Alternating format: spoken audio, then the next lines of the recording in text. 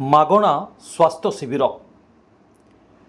Udala block ଭୀମତାଳି ବାତ୍ୟା ଆଶ୍ରୟସ୍ଥଳୀରେ ଆଜି ଉତ୍କଳୀୟ ସେବା ସଂଗଠନ ଏବଂ ଐଶ୍ୱର୍ଯ୍ୟା ଲକ୍ଷ୍ମୀ ଚ୍ୟାରିଟେବୁଲ୍ ଟ୍ରଷ୍ଟ ପକ୍ଷରୁ ମାଗଣା ସ୍ୱାସ୍ଥ୍ୟ ପରୀକ୍ଷା ଶିବିର ଆୟୋଜନ କରାଯାଇଛି।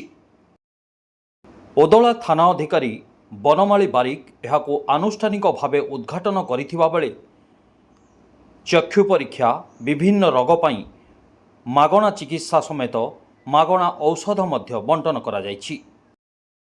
ଏଥିସହିତ କିଭଳି ଗ୍ରାମାଞ୍ଚଳର ଲୋକମାନେ ମାଗଣା ସ୍ୱାସ୍ଥ୍ୟ ସେବା ପାଇପାରିବେ ଏବଂ ଏହା ସହିତ ସରକାରଙ୍କ ତରଫରୁ ପ୍ରଦାନ କରାଯାଇଥିବା ସ୍ୱାସ୍ଥ୍ୟ କାର୍ଡ଼ରେ ବଡ଼ ବଡ଼ ଡାକ୍ତରଖାନାରେ ସେବା ପାଇପାରିବେ ତାହା ଉପରେ ଗୁରୁତ୍ୱ ଦିଆଯାଇଛି।